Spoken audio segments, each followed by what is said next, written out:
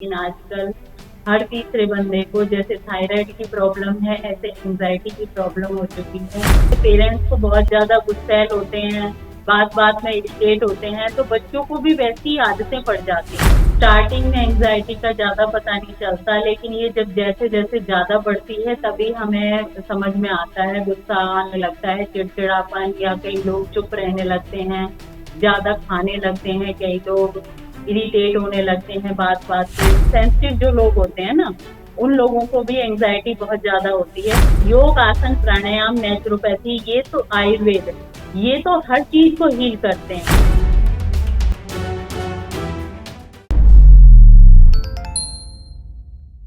नमस्कार, D5 channel Hindi देख रहे दर्शकों का मैं वंदना स्वागत करती हूं। आज एक बार फिर हम जुड़े हैं वरिष्ठ प्राकृतिक चिकित्सक सुजाता आर्य जी से। डॉक्टर सुजाता, आपका बहुत बहुत स्वागत है हमारे इस प्रोग्राम में। नमस्कार वंदना जी। डॉक्टर सुजाता, आपको इस फील्ड में कितने सालों का अनुभव है? वंदना जी, इस फील्ड में नेचुरोपैथी में 27 ईयर्स हो गए हैं मुझे। वैसे तो हमारे बचपन के संस्कार हैं, हमारे फादर भी नेचुरोपैथ में सीनियर, तो मुझे 27 ईयर्स इसमें हो गए हैं।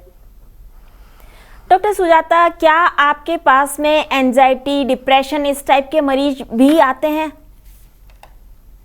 आजकल एंजाइटी बहुत ज्यादा कॉमन हो गई है। पहले हमारे पास मंथ में 1 या 2 पेशेंट ऐसे आते थे, लेकिन आजकल हर तीसरे बंदे को जैसे थायराइड की प्रॉब्लम है, ऐसे एंजाइटी की प्रॉब्लम हो चुकी है। तो आजकल बहुत नॉर्मल है, हर तीसरा बंदा ये एंजाइटी से शिकार हो चुका है आजकल। डॉक्टर सुजाता, क्या एंजाइटी का जो पेशेंट होते हैं उसके शुरुआती लक्षण किस टाइप के होते हैं? उनको हम कैसे पहचान सकते हैं कि इस इंसान को एंजाइटी की प्रॉब्लम है? स्टार्टिंग में एंजाइटी का ज़्यादा पता नहीं चलता, लेकिन ये जब जैसे-जैसे ज़्यादा बढ़ती है, तभी हमें समझ में आता है, गुस्सा आने लगता है, चिड़चिड़ापन, या कई लोग चुप रहने लगते हैं, ज़्यादा खाने लगते हैं, कई लोग इरिटेट होने लगते हैं बात-बात में। तो यही चीज़ों से पता चलता है कि ये एंजाइटी है। तो स्टार्टिंग में इतना ज़्यादा पता नहीं चलता, लेकिन बाद में धीरे-धीरे जब चीज़ें ज़्यादा बढ़ती चली जाती हैं, तो फिर एंजाइटी की पता चलने लगती है। फिर डिप्रेशन और एंजाइटी में क्या फर्क रह गया? देखिए, एंजाइटी शुरुआत का होता है कि जैसे छोटी-छोटी बातों में चिड़चिड़ापन, या कह लीजिए कि हम अपना नेचर कई बार ऐसा बना लेते हैं, या छोटी-छोटी चीज़ें होती हैं, माइग्रेन की प्रॉब्लम होती है किसी को, या बॉडी पेन रहता है, तो उनसे अनईज़ीनेस फील होने लगती है। और डिप्रेशन एक बाद की कंडीशन होती है, जिसमें कि आदमी बिल्कुल बहुत ज़्यादा लेवल तक शांत रहने लगता है, या गुस्सा इस लेवल का बढ़ जाता है, तो वो जो क्रॉनिक जो हो जाता है, उसी को वही डिप्रेशन में कन्वर्ट हो जाता है। एंजाइटी स्टार्टिंग में होती है। एंजाइटी कितने टाइम तक रह सकती है, यानी कितने दिनों तक रह सकती है? देखिए, कई बार हमारी जो हमारे बचपन से हमें कैसे हम माहौल में बड़े हुए हैं, या हमारी कई बार बहुत ज़्यादा एक्सपेक्टेशन हो जाती है किसी से, फैमिली से, या ऑफिस में, तो उस चीज़ों से होने लगती है, इरिटेशन होने लगती है, किसी का नेचर हमें पसंद नहीं आता, कई लोगों को उस वजह से हो जाती है एंजाइटी, या कई लोगों को पेट की गड़बड़ी से। हम लोग तो मानते हैं नेचुरोपैथी में कि आपके वात पित्त कफ इम्बैलेंस होते हैं, तो आपको एंजाइटी की प्रॉब्लम होने लगती है, आपको माइंड में तनाव रहने लगता है। अगर आपको कॉन्स्टिपेशन है, पेट अच्छे से क्लियर नहीं हुआ, तो उस दिन भी आपको चिड़चिड़े रहेंगे। किसी-किसी को 1 दिन, 2 दिन, या कई बार लंबे टाइम तक जिनको कॉन्स्टिपेशन की प्रॉब्लम होती है, तो वो लंबे टाइम तक भी चल सकती है। ये पर्सन टू पर्सन डिपेंड करता है कि आप किस तरह के माहौल में रह रहे हैं, किस तरह का आपका खान-पान है, किस तरह की आपकी एक्सपेक्टेशन है लोगों से, तो ये इस पर डिपेंड करता है, ये वेरी करता है पर्सन टू पर्सन। क्या ये पैतृक बीमारी है? कहने का मतलब ये कि हेरिडिटिकल प्रॉब्लम है, या फिर ये कह सकते हैं कि आनुवांशिक बीमारी है? आनुवांशिक बीमारी भी है ये। कई बार हमें होता है कि जैसे पेरेंट्स को बहुत ज्यादा गुस्सैल होते हैं, बात-बात में इरिटेट होते हैं, तो बच्चों को भी वैसी आदतें पड़ जाती हैं।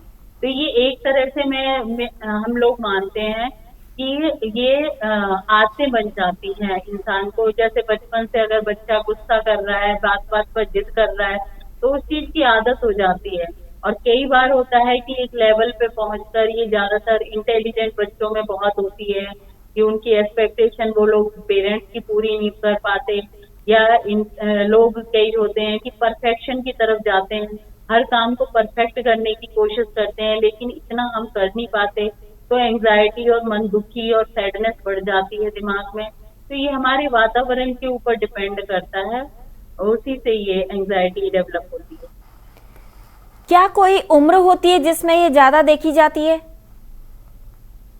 यंगस्टर्स में ये ज्यादा होती है क्योंकि उनकी एक्सपेक्टेशंस बहुत होती हैं, हाई लेवल की उनकी इच्छाएं होती हैं, तो उस वजह से यंगस्टर्स में ये ज्यादा होती है। छोटी छोटी बातों को दिल पे लगा लेते हैं, और बच्चों को हम कई बार बच्चे फैमिली के साथ बहुत फ्रेंडली नहीं होते, अकेले रहने लगते हैं, तो उन बातों को शेयर नहीं कर पाते। कई बार ऐसी चीजें हो जाती हैं जिन्हें हम शेयर नहीं कर पाते, उस वजह से भी एंजाइटी की प्रॉब्लम बहुत ज्यादा बढ़ती जा रही है आजकल के समाज में।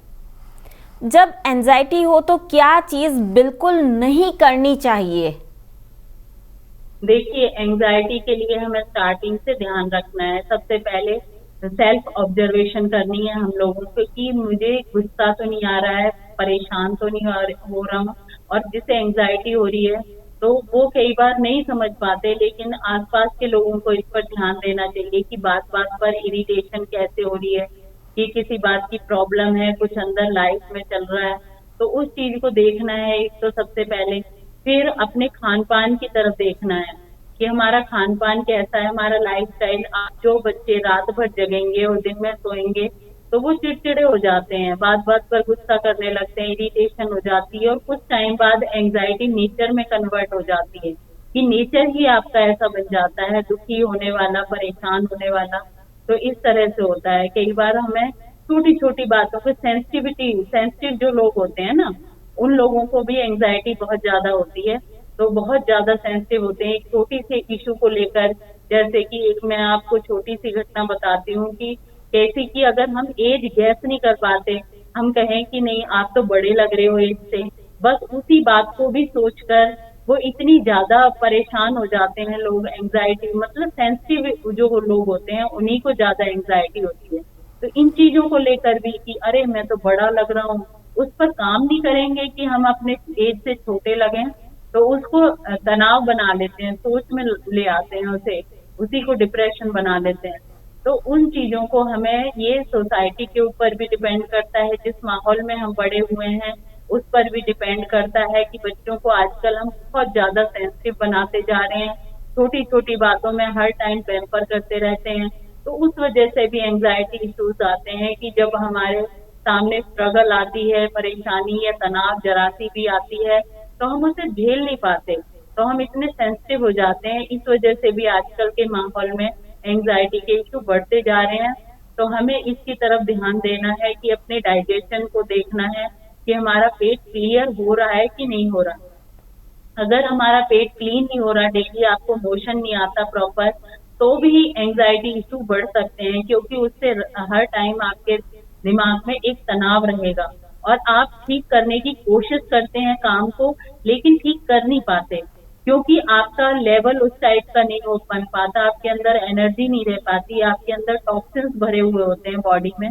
तो सबसे पहले अगर किसी को भी गुस्सा, एंजाइटी इशू होते हैं, तो सबसे पहले पेट को चेक करिए कि आपका पेट का लेवल क्या है, आपका पेट ठीक है, कॉन्स्टिपेशन तो नहीं है, आपका डाइट ठीक है, तो उस तरफ हमें सबसे पहले देखना पड़ेगा।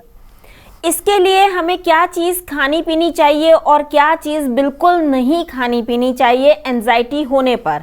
देखिए वंदना जी, अगर हमें एंजाइटी इशू है तो हमें अपने डाइट का सबसे पहले टाइम टेबल बनाना है कि आपको कितने बजे क्या चीजें खानी है। उसमें आपके रफेज होने चाहिए, प्रॉपर न्यूट्रिशियस डाइट होनी चाहिए, प्रॉपर आपको सनलाइट में जो लोग नहीं रहते उन्हें भी एंजाइटी इशू बहुत रहते हैं कि सन रेज ही हमारी बॉडी के हार्मोन्स को कंट्रोल करती है। तो जो लोग सनलाइट में नहीं रहते, ऐसे हर टाइम या तो आपकी बेसमेंट में किसी तरह का ऑफिस वर्क है या किसी तरह का आपकी नाइट शिफ्ट है, इस तरह की कि आप दिन भर सोए रहते हैं और रात को काम करते हैं, तो उस तरह की उससे भी आपको एंजाइटी इशू हो जाते हैं। तो हमें सबसे पहले अपने टाइम टेबल को बदलना है। उसमें आप रॉ वेजिटेबल्स लीजिए, आप फाइबर प्रॉपर लीजिए, मोटे आटे की रोटी, चोकर वाले आटे की रोटी लीजिए, फ्रूट्स, सैलेड और दूध, दही, मक्खन, ये सारी चीजें देखो एक लेवल पे सब चीजें बैलेंस में होनी चाहिए।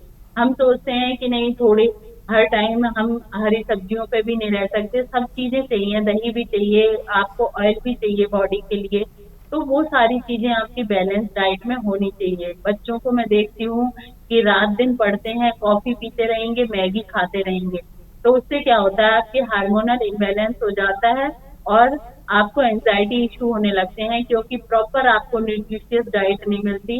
तो यही बच्चों में मेन रीजन होता है एंजाइटी होने का, और इसे चेंज करना बहुत जरूरी है। एक टाइम टेबल बनाना बहुत जरूरी है। जिन लोगों का टाइम टेबल ठीक नहीं होता या देर रात तक आप जगते हैं, किसी तरह की पार्टियां और स्मोकिंग और ड्रिंकिंग इन चीजों में जाते हैं, तो उन चीजों से भी आपको अवॉइड करना पड़ेगा अगर आपको एंजाइटी इशू है तो। इसका शरीर पर क्या प्रभाव पड़ता है? सारे शरीर का मैं बार बार यही बताती हूँ अपने लेक्चर्स में कि आपके हार्मोन्स को कंट्रोल आपका माइंड ही करता है। अगर आप चिड़चिड़े हैं, आपको एंजाइटी इशू बहुत ज्यादा है, तो आपका डाइजेशन भी स्लो हो जाएगा, क्योंकि आप खुश नहीं रह पाएंगे और आपका digestion day by day weak होता चला जाएगा। आपको गैस एसिडिटी की प्रॉब्लम बहुत ज्यादा बन जाएगी। तो इसीलिए हम बोलते हैं कि मन को खुश रखना, उसके लिए एंजाइटी के लिए सबसे ज्यादा जरूरी है कि आप अपने हम उम्र लोगों में बैठें और डिस्कस करें। जो पॉजिटिव लोग होने चाहिए, ऐसा ना हो कि नेगेटिव लोग हैं, उन्होंने आपको और बुरी आदतों में डाल दिया, तो वो चीज गलत है। तो उसके लिए हमें अपने थोड़ी सी चीजें जो शेयर नहीं करते, जो ज्यादा अकेले अकेले रहते हैं, तो उन लोगों को भी एंजाइटी इशू बहुत ज्यादा होते हैं। तो हमें ये सोसाइटी में, जैसे मनुष्य एक सामाजिक प्राणी है, मैं बार बार बताती हूँ कि हम अकेले नहीं रह सकते, हमें समाज के साथ मिलजुल कर रहना चाहिए। आस पड़ोस, सुख दुख सब चीज में शेयर करना चाहिए। अगर कोई इंसान ऐसा है, तो आप कितनी बड़ी से बड़ी प्रॉब्लम से निकल सकते हैं अगर आप सोशल हैं। तो अगर सोशल नहीं है तो आपको एंजाइटी इशू होंगे। कई बच्चे होते हैं सिर्फ पढ़ने में लगे रहते हैं रात दिन, उन्हें यही पता नहीं है कि आपको पेरेंट्स के साथ कैसा बिहेव करना है, बच्चों के साथ कैसा बिहेव करना है। फिर मैरिज हो जाती है, उसके बाद मैरिज में इशू आने लगते हैं, क्योंकि उन्होंने सीखा ही नहीं है कि किसी के साथ कैसे उठना बैठना है, कैसे बातें करनी है। तो वो सारी प्रॉब्लम्स फिर स्टार्ट हो जाती हैं। तो मनुष्य को, बच्चे को बचपन से ही सिखाना चाहिए कि कैसे आपको खुश रहना है हर एज ग्रुप के लोगों के साथ, क्योंकि ऐसा तो हो नहीं सकता कि एक परिवार में सारे यंगस्टर्स रहें, उसमें बुजुर्ग भी होंगे, बच्चे भी होंगे फैमिली में। तो उन लोगों के साथ एडजस्ट करना भी आजकल खास तौर से गर्ल्स को बहुत प्रॉब्लम होती है, क्योंकि मैरिज से पहले तो वो एकदम फ्रीडम में रहते हैं और उसके बाद उनको सबको देखना, टेक केयर करना पड़ता है। तो उससे उनको एंजाइटी इशू बहुत होने लगते हैं, छोटी छोटी बातों पे इरिटेट होने लगती हैं। तो हमारा ये फर्ज बनता है, अब हमें आने वाली जनरेशन को बचाना है। तो बचाने का मतलब ये नहीं है कि सिर्फ खान पान पे ही ध्यान देना है, उन्हें सोशली भी बनाना है कि आस पड़ोस में सुख दुख में कैसे किसी के काम आना है। तो उन चीजों से भी एंजाइटी इशू ठीक होते हैं। प्राकृतिक चिकित्सा में एंजाइटी को खत्म करने के क्या उपाय हैं? नेचुरोपैथी में तो हम सबसे पहले अपना टाइम टेबल बनाकर डाइट को चेंज करते हैं, वो सारी चीजें करनी है। फिर आपको अगर पूरी तरह से एंजाइटी ठीक करनी है, तो आज से ही जिनको एंजाइटी इशू है, मेरी एक बात ध्यान से सुन लीजिए कि अगर आप कुछ भी सोशल वर्क करते हैं, तो आपका एंजाइटी इशू आपका 90% से आज से ही ठीक होना शुरू हो जाएगा, क्योंकि उससे जो हैप्पीनेस मिलती है, आप कोई भी काम कर सकते हैं। आप गरीब बच्चों को पढ़ा सकते हैं, आप डॉग को कर सकते हैं टेक केयर, आप गाय जो आजकल बहुत ज्यादा परेशान घूम रही हैं, आप किसी भी तरह का गरीब लोगों किसी भी तरह का सोशल वर्क कर सकते हैं। आप अपनी हॉबीज को डेवलप कर सकते हैं। आपकी जब हॉबीज डेवलप होंगी तो भी एंजाइटी इशू खत्म हो जाएंगे, क्योंकि हम इंडियन जिंदगी को जीते नहीं है, सिर्फ ढोते हैं। हमें जीना नहीं आता। हम कहीं घूमने भी आते हैं तो सिर्फ वहाँ की चीजें देखते हैं, दवाई लेते जाएंगे और वहाँ की चीजें, वहाँ के वेदर को एंजॉय नहीं करते। अगर हम हिल स्टेशन पे गए हैं तो हम देर तक जगेंगे और सुबह देर तक सोएंगे। तो उससे क्या होता है, हमारे हार्मोन्स को कोई नई चीज तो मिली नहीं, हमें वहाँ का वेदर एंजॉय करना है और नई नई हॉबीज डेवलप करनी है और सोशल वर्क करना है। डाइट के साथ साथ आपको हैप्पीनेस भी ढूंढनी है कि मुझे किस काम को करने से हैप्पीनेस मिलती है, तो वो काम भी आज से आपने शुरू करना है। अपना टाइम टेबल तो बनाइए जिनको एंजाइटी इश्यूज हैं, लेकिन आपको ये चीजें भी साथ साथ करनी होगी जिससे कि आपके नए हार्मोन्स बनेंगे और एक क्रेज जगता है, एक सोते टाइम एक सेटिस्फेक्शन रहता है कि हाँ मैंने आज दिन भर अपने रूटीन वर्क से हटकर कुछ दूसरों के लिए किया। जो लोग दूसरों के लिए कुछ करते हैं उन्हें लाइफ में कभी एंजाइटी इश्यूज नहीं होते। तो आप जो भी व्यूअर्स हैं आज से ही ये शुरू कर सकते हैं, छोटे लेवल पे आप शुरू कर सकते हैं। जरूरी नहीं है कि बहुत बड़े लेवल पे ये आपने करना है। आपके पास कोई अगर पैसा नहीं है तो आप किसी को पढ़ा करके कर सकते हैं, किसी का कोई काम करके कर सकते हैं। तो ये सोशल वर्क के लिए कोई पैसे की जरूरत नहीं होती। तो आप ये चीजें कर सकते हैं, ये चीजें करके आप अपने एंजाइटी इश्यूज को ठीक कर सकते हैं। क्या एंजाइटी को दूर करने में योग, आसन, प्राणायाम भी हेल्पफुल होते हैं? जी बिल्कुल वंदना जी, ये योग, आसन, प्राणायाम, नेचुरोपैथी, ये तो आयुर्वेद, ये तो हर चीज को हील करते हैं। अगर आपका टाइम टेबल, कोई अगर इंसान आधा घंटा भी योग करता है तो उसको एंजाइटी इश्यूज होंगे ही नहीं, पहली बात तो। और अगर हो भी गए तो आप अपने योग, कपालभाति करिए 15 मिनट, 10 मिनट अनुलोम विलोम करिए, थोड़ी सी एक्सरसाइज करिए। जिसने 1 घंटा सुबह एक्सरसाइज कर ली अपनी बॉडी के लिए तो उसे डिप्रेशन, तनाव, किसी भी तरह की नेगेटिव चीजें आएंगी ही नहीं लाइफ में, क्योंकि आपकी बॉडी थक जाएगी और आपको बिस्तर पे जाते ही सो जाओगे।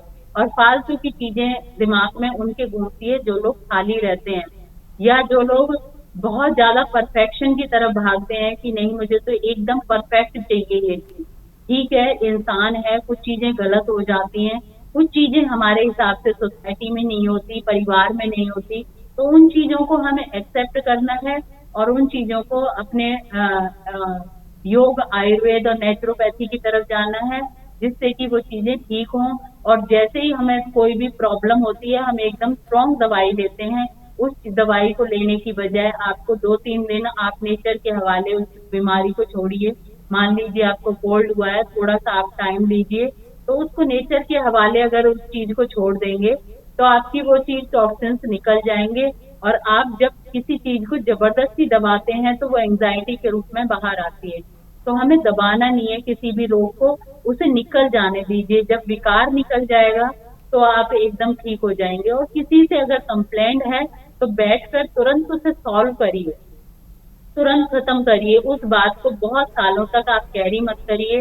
जिन लोगों को एंजाइटी इश्यूज हैं वो लोग इन चीजों पे काम करना शुरू कर दीजिए। डॉक्टर सुजाता, आप हमसे जुड़ी, आपका बहुत बहुत धन्यवाद। आपने जो बातें बताई वो हमारे दर्शकों के जरूर काम आएंगी। नमस्कार बन। अगले एपिसोड में आपसे फिर मुलाकात होगी, तब तक के लिए नमस्कार।